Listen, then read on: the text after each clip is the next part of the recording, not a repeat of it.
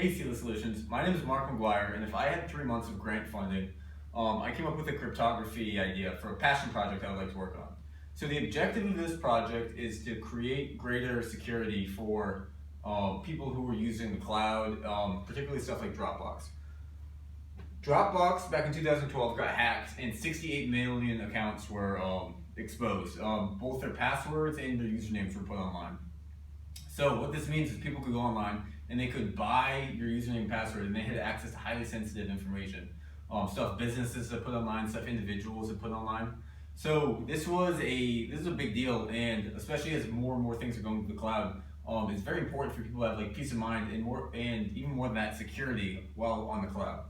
So my idea is reliant on what's something called a one-time pad. I'll talk a little bit more about one-time pad in a second, but basically the idea is for this analogy, Alice, this is you uploading the file. So here you have your file, and then when you upload it, it gets encrypted.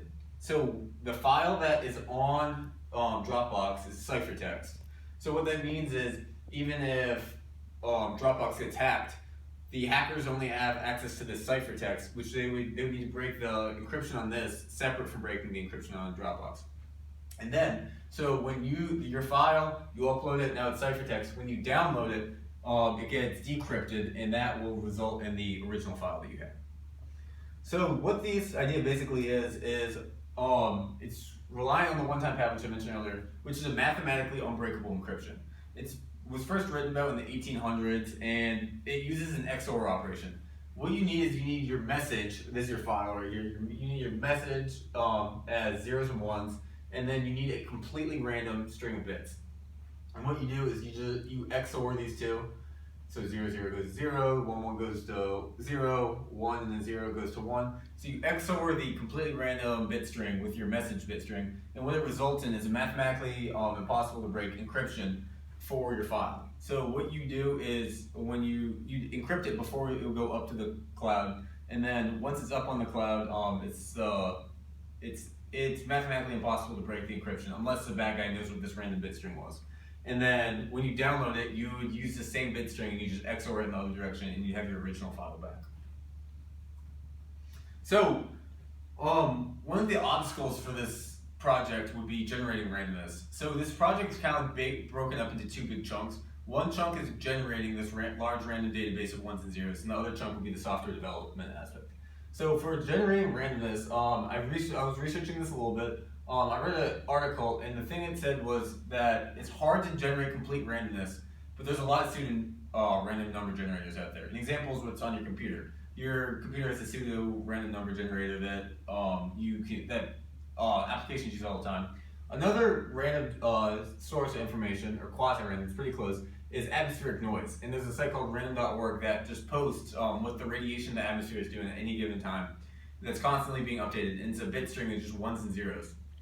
So my idea is, and what the research was talking about, was when you combine two pseudo-random sources like this, you get a set of data which is highly, highly random.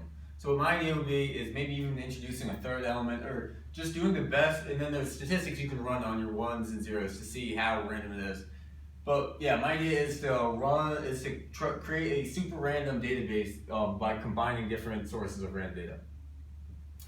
The next part of the project would be generating the software. So what I envision this as is it would be like a plugin in your browser, and what you do is you click the plugin when you're uploading a file to Dropbox, and you select what file you want, and then you get the username and password section. And this username and password isn't like most websites which you use to log in. I actually drew it out here. So you'd hash the username and password, and you get a large number. And then the username is your start index for the random bits, and the password is the interval that you jump for when you're going from random bit to random bit. So maybe you want something easy to remember, so your username is Leonardo da Vinci and your password's Mona Lisa. So that would hash to, so Leonardo da Vinci hashes to this index, and Mona Lisa hashes to 2. So just for a simple example. So you start here, and then you take every second bit after that, and that's what your individual random bit string is for this code. So this is your file, this is your individual random bit string, 0, 1, 1, 1, 0, 0, 1, 1, 0, and then that gets XORed and gets put up onto the cloud. And the benefit of this is we don't save your username and password. Like, we have no idea what it is. It's nowhere on the internet. It's just something that, like, you have to remember, you have to write down, you have to put somewhere that you'll know where it is. So when you go to download it, you put your username and password in again, and it'll go to the same indexes, and it'll XOR and do the operation in reverse, and it'll pull the file back down for you. So the software development aspect would be making the plugin, and then so that could interact with this huge database of the random ones and zeros that we created in the first part of the project. I'd say the impact of this project would be much greater personal security, particularly when using the cloud. And a kind of important thing to note is the reason that we need to have this username and password is in public cryptography, you always have to assume the bad guys and the bad guys know what the good guys know.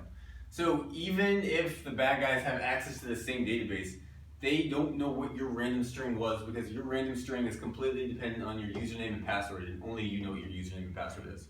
So this creates much greater protection for the individual, and just allows them to have much greater security in what they're putting up on the cloud.